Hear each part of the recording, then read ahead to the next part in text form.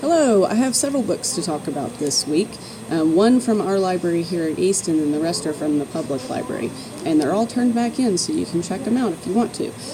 The book that is from our library is called Strong Female Protagonist, and it is a graphic novel about a girl named Allison Green who is one of teenagers referred to as biodynamic individuals, so basically they have superpowers. She has super strength and invulnerability, so she can't be hurt by bullets or be cut, things like that. But she has decided to forego her superhero identity and go to college.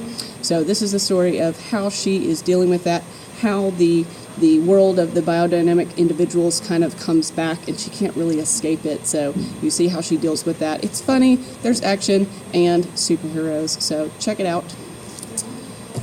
Also, let's see, another graphic novel I read was called Drowned City. It took me about 10-15 minutes to read. It was about experiences of people during Hurricane Katrina. It was very simply done, I guess you would say, very spare, very powerful images though. I learned some things that I didn't know about the whole event, so it is worth a look. It's one of the ones from the Hub Challenge that I'm doing. It's at the public library, so you can check it out there. This one I will definitely be ordering for our school library. It is also part of the Hub Challenge, Wonders of the Invisible World by Christopher Barzak.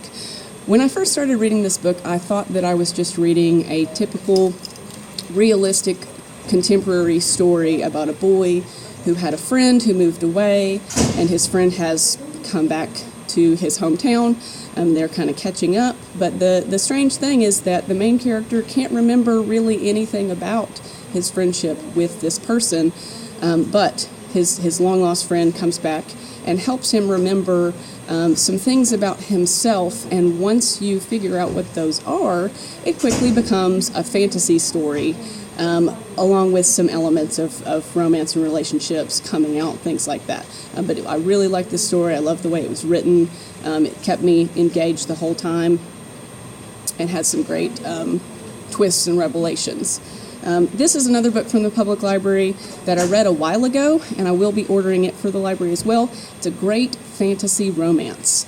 It's about these two families, and they are traveling performers, and there's kind of a feud going on between the two families. Each of them thinks the other family is responsible for this catastrophic event that happened in the past and claimed the lives of members of both of their families. One of the families performs a show in which they dress as mermaids and swim around in the water. They also have some birthmarks on their body that are kind of like scales.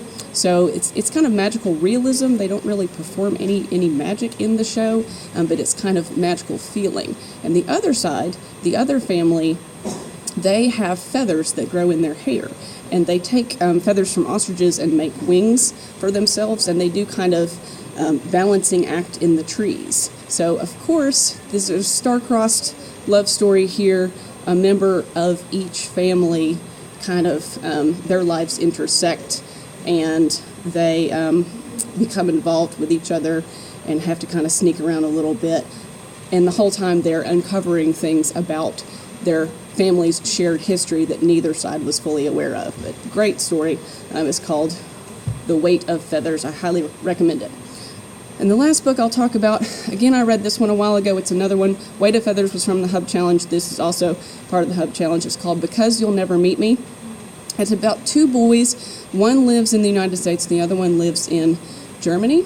And a doctor that they both know gives each other their information and helps them send letters back and forth. The boy in the United States, he is allergic to electricity.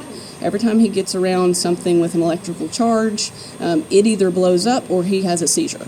The other boy that he's talking to doesn't have eyes.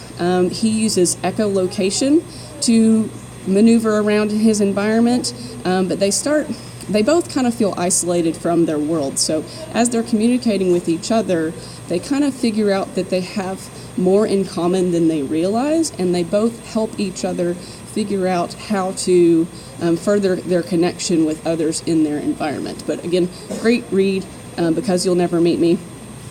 Highly recommend it.